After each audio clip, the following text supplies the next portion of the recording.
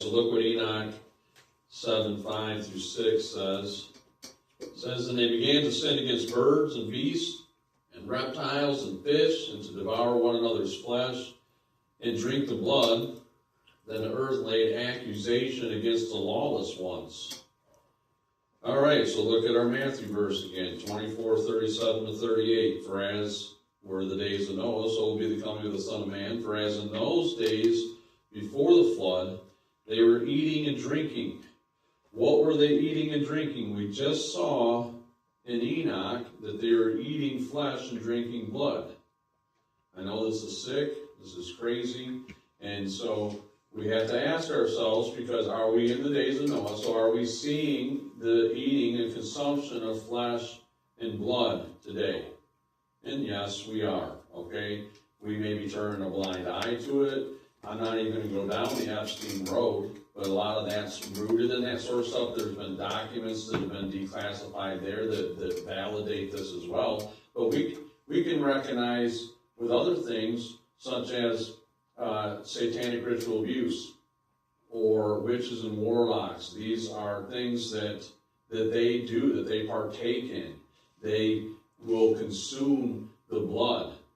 There's been people that have reported testimonies and things of that nature in covens where the women will offer themselves as a surrogate, and they will carry a child for full term. They never once go to a doctor. They do an in-home delivery. So this child has absolutely no record of ever being created or born or anything like that. And they do this so they can offer it up on an altar as a sacrifice. And they're consuming the blood and the flesh and that sort of thing. That's what these witches and warlocks and Satanists are doing. I wish this wasn't happening. I wish I wasn't even reporting this. And I know that this is so far off the rocker. And again, this is not what churches are talking about, which they should be. They need to be exposing this stuff instead of burying their head in the sand and ignoring it. But it was such an issue and a problem that in the 80s and 90s, there were actually, in the larger police departments, they formed special task force or investigative teams to handle satanic ritual abuse. And so, and there's all kinds of reports out on that sort of stuff that can verify this as well. But that's what they were seeing, is that they'd have a series of murders or whatever it is, but they would show up and say, no, this isn't a serial killer that's going on, this is satanic ritual abuse. And they understood what was taking place, what was going on. And don't even look up Bohemian Grove. Look up that stuff on your own. That'll take you down a rabbit trail, okay? So this is happening today, yes. So the same, as in the days of Noah, they were eating and drinking. What were they eating and drinking? They were marrying and giving in marriage. Who was marrying and giving in marriage? This is happening today. He's not just talking about people who are going about their day-to-day average business. No, he's telling us that the same stuff that was going on in the days of Noah is going to be going on here. And so he anticipates that you understand what's going on in the days of Noah. I believe wholeheartedly that he's even referencing the things that Enoch talks about and stuff. And so look at, I know this is a very hard thing to listen to receive. That's why churches don't talk about it, but I need to remind you that Jesus talked about hard things too. And so he's calling his pulpit to do the same thing right now as a preparation for you to understand it. So look at what, read John chapter 6 entirely for its context, but look at John 6:53. It says, Jesus said to them, unless you eat the flesh of the Son of Man and drink his blood, you have no life in you. So this was a very hard thing. Look at verse 60. When many of his disciples heard, they said, this is a hard saying. Who can listen to it? And then look at verse 66. After this, many of his disciples turned back and no longer walked with him. So he said something very radical and has turned a lot of people away. I need you guys to understand something. There is power in blood. Now, we will sing it all day long. There's power in the blood. I'm covered by the blood of the Lamb. We'll sing all this stuff all day long. But the reality of it is, does the church body really know what they're talking about? What that means?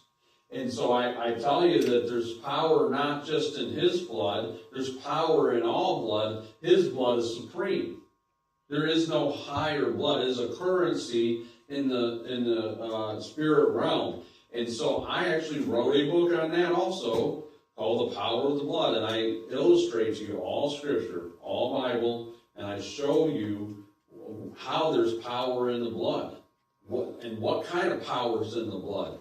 And if you guys want a copy of that, I'll give you one afterwards as well. But it's, I think, vitally important for us to understand the power that's in the blood. Why we're saying this stuff, and really how it is that Christ's blood is so supreme. But these witches, these warlocks, these Satanists, they know there's power in the blood too, which is why they'll do animal and human sacrifices. And also, do not forget about what just took place at the Democratic National Convention during the last election over in Chicago, where they had a mobile medical bus pull up where they were offering free abortions and vasectomies. Why were they doing that? They were doing that because they understand that there's power in that blood. There's sacrifices being made. They brought a mobile altar in there, and they began to do these sacrifices there, and in attempts and a means to bring up power to accomplish what their agenda was at that time. And you know why it didn't work?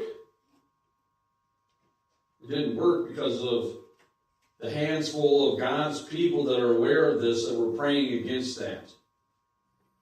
This is why prayer is so important everywhere. Don't think that this is just some far-off thing. Well, I don't live in Chicago. It's just right there. Okay? We're halfway between there and Detroit right now. So don't think this kind of stuff can't take place where you're at. And I've already illustrated at the beginning what took place downtown just not even a week ago. So, I know it's a hard thing.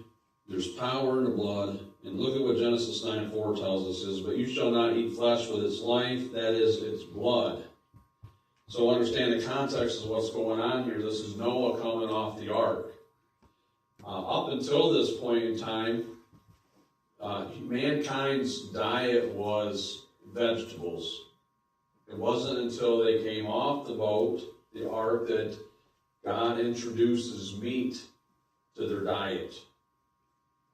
But he tells them very clearly to not eat flesh with its life, that is blood.